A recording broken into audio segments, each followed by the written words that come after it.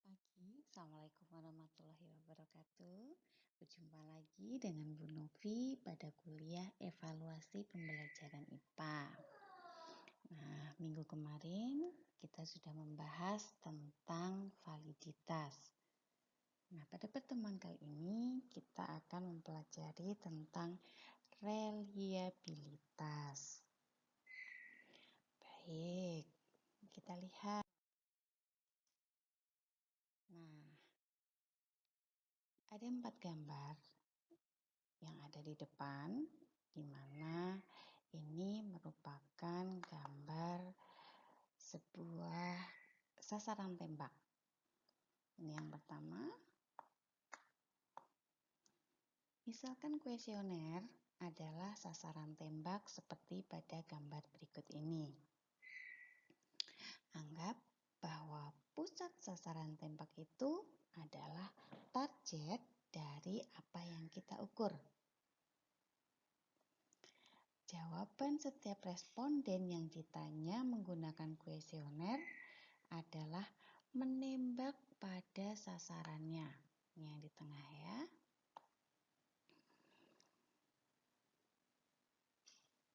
Jika pertanyaannya baik dan responden menjawab dengan baik pula, maka kita sudah menembak tepat pada sasaran. Jika tidak, maka tembakan kita akan meleset. Semakin banyak responden menjawab salah, bisa jadi karena pertanyaannya tidak jelas atau bias, maka sasaran kita atau tembakan kita akan semakin jauh dari sasaran. Kita lihat untuk gambar yang pertama.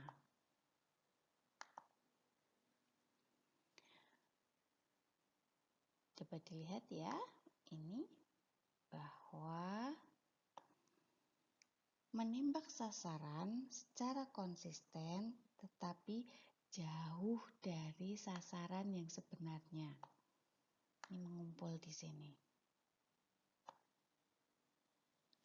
Hal ini disebut konsisten dan sistematis mengukur pendapat responden dengan nilai yang salah untuk semua responden. Ini. Lalu, artinya apa untuk gambar yang pertama? Reliable tidak? Ya, reliable tetapi tidak valid.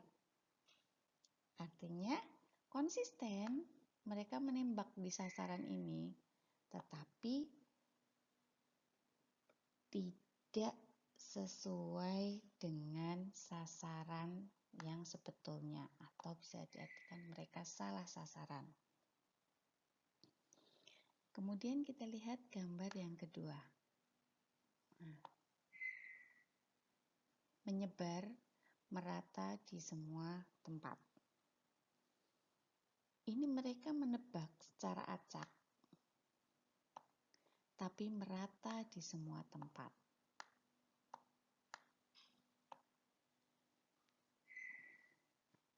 Kadang-kadang tembakannya ini kena di sasaran di sini.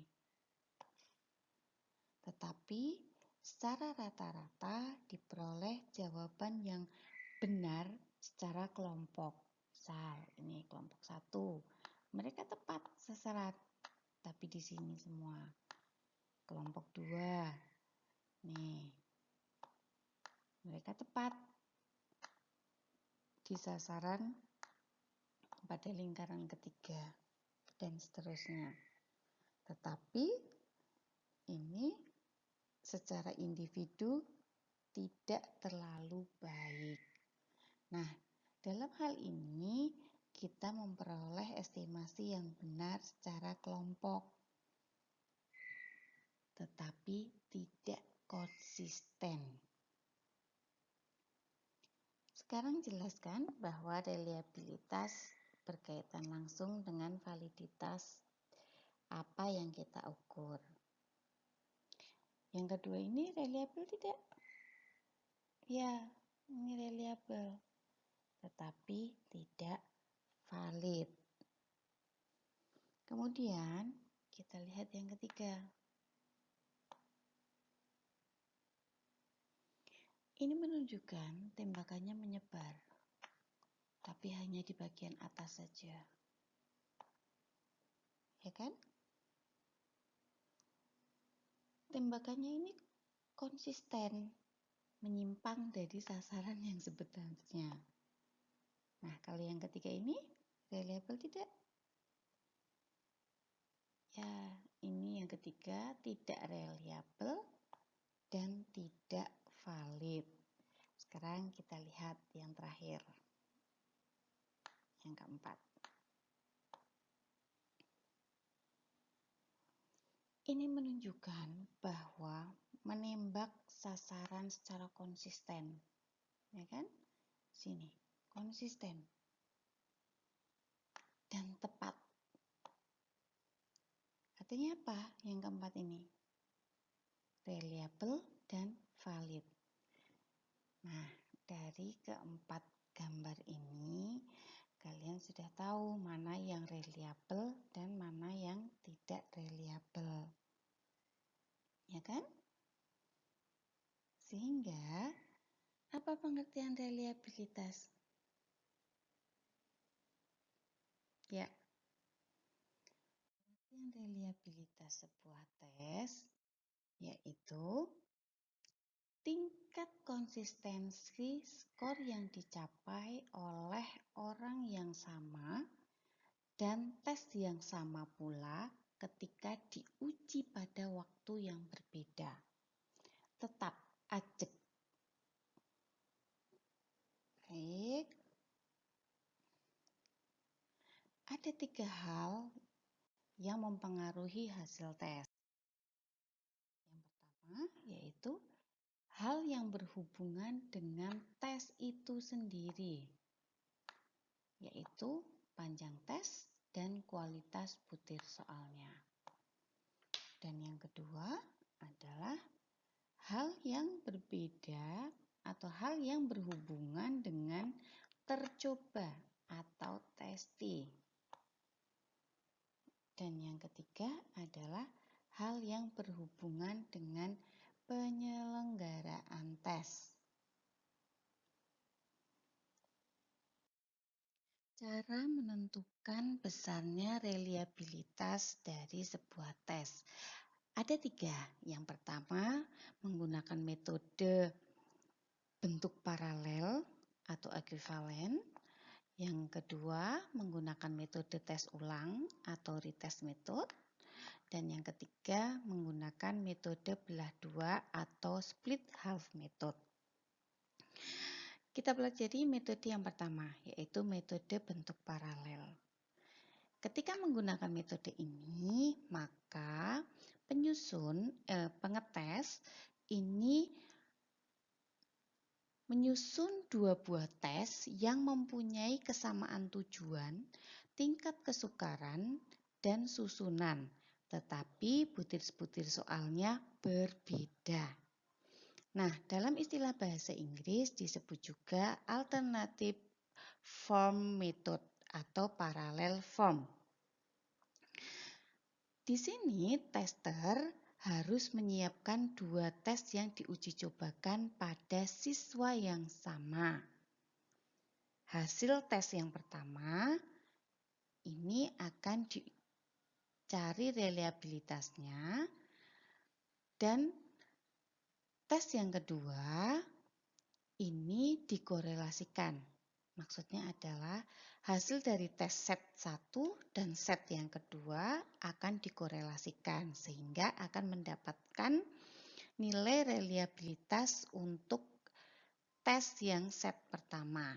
Nah, kelemahan untuk metode ini adalah tester ini harus menyusun 2 tes. Kemudian karena harus menguji cobakan 2 buah tes, maka waktu yang diperlukan pun akan menjadi lama. Nah, untuk mengatasinya ada metode yang kedua, yaitu metode tes ulang. Metode ini dilakukan untuk menghindari penyusunan 2 seri tes.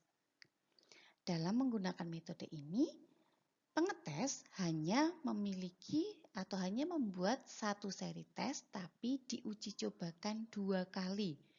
Sehingga metode ini sering disebut sebagai single test, double test method. Kemudian hasil dari 2 kali tes ini nantinya akan dihitung korelasinya sehingga didapatkan nilai reliabilitas dari tes tersebut. Nah, kelemahan dari metode tes ulang ini adalah jika tes itu untuk mengukur pengetahuan yang sifatnya ingatan dan pemahaman. Ini akan kurang mengena karena jika tes itu dilakukan dalam waktu yang dekat, maka siswa itu masih mengingat tes dan jawabannya, sehingga ada kemungkinan akan menjawab pertanyaan dengan jawaban yang sama pula. Tetapi jika tes ini dilakukan dalam jangka waktu yang lama, maksudnya tes yang pertama dan tes yang kedua dilakukan dalam jangka waktu yang cukup lama, maka hasilnya akan dipengaruhi oleh faktor lain. Bisa faktor tes itu sendiri dan juga mungkin siswa atau pengetahuan siswa itu sudah bertambah. Kemudian kelemahan penggunaan 2 metode ini, metode bentuk paralel dan metode tes, dapat diantisipasi atau diatasi dengan metode yang ketiga, yaitu metode belah 2 atau split half method. Nah, dalam menggunakan metode ini, pengetes hanya menggunakan sebuah tes dan diuji cobakan 1 kali. Metode ini biasa juga disebut single test, single trial method. Oke, sudah paham ya bagaimana cara menentukan besarnya reliabilitas? Reliabilitas ini bisa untuk tes objektif, kemudian tes uraian, bisa juga tes afektif. Nah, untuk reliabilitas tes objektif, ini cara menentukan koefisien reliabilitasnya bisa menggunakan teknik belah 2 atau teknik non belah 2. Teknik belah 2 ini bisa menggunakan formula Spearman-Brown, formula Rulon, atau formula Flanagan. Nah, jika menggunakan teknik non belah 2, ini bisa menggunakan formula KR20 atau formula KR21. Bebas mau memilih menggunakan yang mana. Kita bahas dulu yang pertama, yaitu formula Spearman-Brown.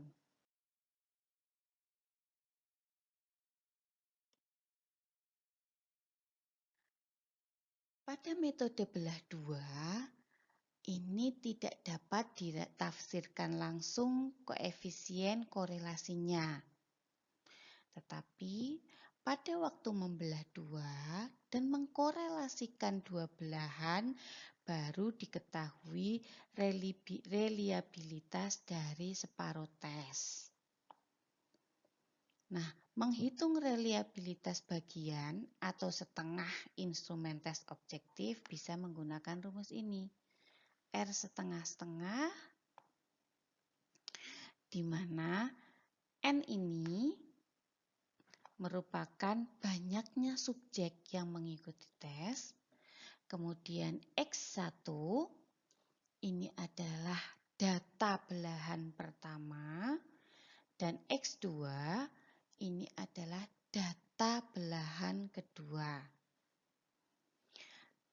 Nah, setelah kita mengetahui nilai reliabilitas setengah instrumen tes objektif tersebut, Untuk mengetahui seluruh tes, maka bisa menggunakan rumus Spearman-Brown yang ini.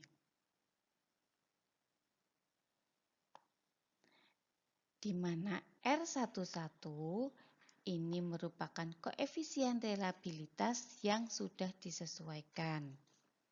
Nah, bagi pemakaian metode ini harus diingat bahwa banyaknya butir soal ini harus genap sehingga dapat dibelah menjadi setengah-setengah. Ingat ya, jumlah soalnya ini harus genap.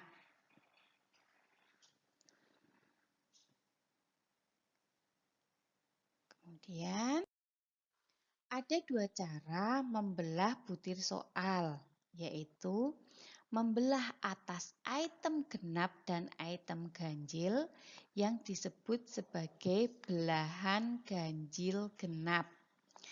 Yang kedua adalah membelah atas item-item awal dan item-item akhir, yaitu separuh jumlah pada nomor-nomor awal dan separuh pada nomor-nomor akhir yang disebut belahan awal-akhir.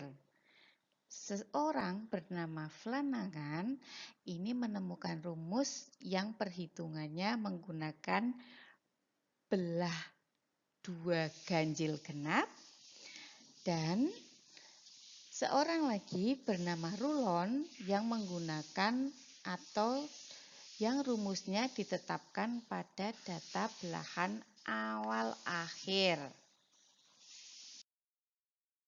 Baik, kita akan bahas untuk yang formula Flanagan. Koefisien reliabilitas menurut Flanagan ini berdasarkan pada varians masing-masing belahan dan varians totalnya. Biasanya dihitung dengan menggunakan rumus R11 sama dengan 2 kali dalam kurung 1 dikurangi S1 kuadrat ditambah S2 kuadrat dibagi dengan ST kuadrat, di mana R11 ini merupakan reliabilitas tes, kemudian S1 ini merupakan varians belahan pertama atau varians skor item ganjil, dan S2 ini merupakan varians belahan kedua atau varians skor item genap, dan ST ini adalah varians total, yaitu varians skor total. Kemudian yang kedua adalah formula Rulon. Konsep dari formula Rulon ini adalah perbedaan antara skor yang diperoleh oleh subjek pada belahan pertama dan pada belahan kedua. Nah, perbedaan ini dipandang sebagai galat atau error dari instrumen tes objektif. Biasanya untuk menghitungnya ini menggunakan rumus R11 sama dengan 1 dikurangi SD kuadrat dibagi ST kuadrat, di mana SD kuadrat ini bisa dicari dengan rumus sigma XD kuadrat dikurangi XD dikuadratkan dibagi N, dibagi lagi dengan N. Dan ST atau standar atau varians total ini dapat dicari dengan rumus sigma XT kuadrat dikurangi XT dikuadratkan dibagi dengan N dibagi lagi dengan N besar N, di mana X1 adalah jumlah skor ganjil, kemudian X2 adalah jumlah skor genap, dan XD ini adalah X1 dikurangi X2, XD dikuadratkan, XD kuadrat ini merupakan XD pangkat 2, dan XT ini adalah X1 ditambah X2 dan ini X kuadrat T adalah XT pangkat 2. Kemudian kita lanjut ke formula selanjutnya, yaitu selanjutnya kita akan bahas formula KR20. Biasanya ini menggunakan rumus R11 sama dengan dalam kurung N per N-1 dikalikan S kuadrat dikurangi sigma PQ dibagi S kuadrat, di mana R11 ini merupakan reliabilitas tes secara keseluruhan, kemudian P ini merupakan proporsi subjek yang menjawab benar butir soal KI, dan Q ini adalah proporsi subjek yang menjawab salah butir soal KI, di mana nilai Q ini adalah 1 min P. Kemudian sigma PQ ini merupakan jumlah kali hasil P dan Q, dan N ini merupakan banyaknya item. Kemudian S ini adalah standar deviasi atau akar varians. Selanjutnya, formula KR21. Biasanya ini menggunakan rumus R11 sama dengan N per N-1 dikalikan 1 dikurangi M besar dikalikan N min M dibagi dengan N dikalikan ST kuadrat. Nah, di mana N ini banyaknya skor item dan XT adalah rata skor item. Kemudian, untuk mencari reliabilitas tes bentuk uraian, rumus yang digunakan atau yang biasa digunakan adalah rumus R11 sama dengan N per N-1 dikalikan 1 dikurangi sigma tau I kuadrat dibagi dengan tau T kuadrat, di mana R11 ini merupakan reliabilitas yang dicari. Sigma tau I ini merupakan jumlah varian skor setiap item, dan tau T kuadrat ini adalah varians totalnya. Nah, di sini Bu Novi berikan tabel analisis item untuk item tes nomor 1 sampai dengan nomor 6. Kemudian di sini ada nama-nama siswa atau nama-nama peserta didik, ada 10 peserta didik. Misal untuk Hana item nomor 1 ini mendapatkan skor 10, item nomor 2 skor 6, dan seterusnya sampai item nomor 3 mendapatkan skor 10, sehingga total skor yang didapatkan Hana adalah 52. Nah, dari sini, dari tabel ini, silahkan kalian cari reliabilitas untuk tes tersebut. Ini untuk latihan ya. Sudah tahu ya caranya ya, dicari dulu varians item untuk nomor soal 1 sampai dengan nomor 6. Kemudian kalau sudah didapatkan varians item untuk nomor 1 dan sampai dengan nomor 6, dicari jumlahnya, kemudian disubstitusikan ke dalam rumus alfa. Baik, selanjutnya yaitu standar error of measurement. Nah, pengukuran kesalahan baku ini berkaitan dengan nilai skor tes pada kelompok tertentu. Pengukuran kesalahan baku ini adalah sebuah pengukuran yang mengukur variabel kesalahan dan langsung berhubungan dengan kesalahan variansi skor. Biasanya ini rumusnya adalah SEM atau Standard Error Measurement atau SE sama dengan akar SZ kuadrat dikalikan 1 min RXX. Atau SX sama SX akar 1 dikurangi RXX. Baik, kita sudah membahas atau mempelajari tentang validitas dan reliabilitas.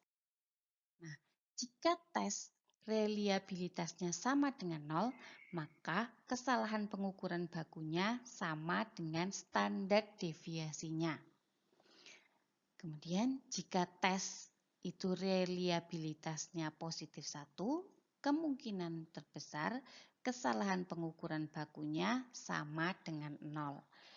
Nilai reliabilitas ini antara 0 sampai dengan 1. Semakin tinggi reliabilitasnya, maka semakin dapat dipercaya atau semakin semakin ajak.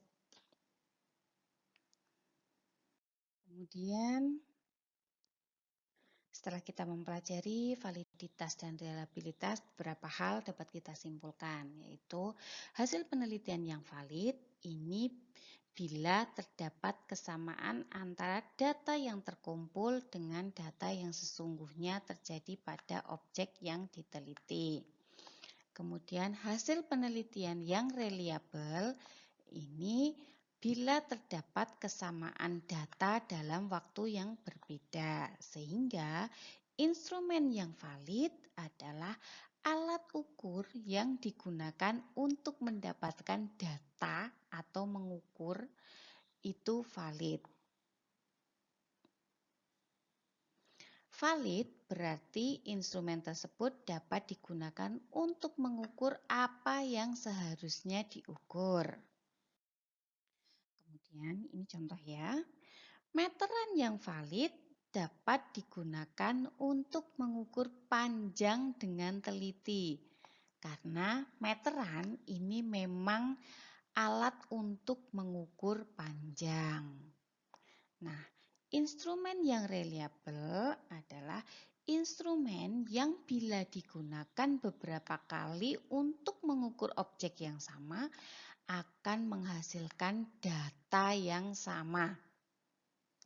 Misal, kita ingin mengukur panjang dengan menggunakan alat ukur panjang dari karet.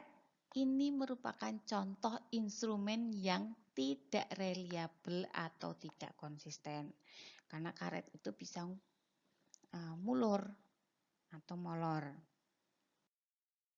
Yang harus saudara pahami bahwa instrumen yang valid dan reliable ini merupakan syarat mutlak untuk mendapatkan hasil penelitian yang valid dan reliable juga.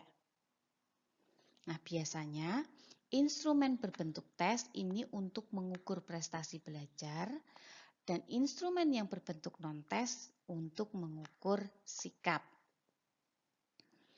Instrumen yang berupa tes biasanya jawabannya adalah salah atau benar, sedangkan instrumen sikap jawabannya tidak ada yang salah atau benar, tetapi bersifat positif atau negatif. Oke, sudah paham semua ya? Demikian yang dapat Bu Novi sampaikan tentang reliabilitas. Silakan saudara mengerjakan latihan pada slide 14 tadi. Kemudian jika ada yang ingin ditanyakan, kita bahas atau kita lanjut ke Elena pada menu Q&A. Sampai bertemu minggu depan. Jangan lupa stay healthy and happy. Oke, terima kasih. Wassalamualaikum warahmatullahi wabarakatuh.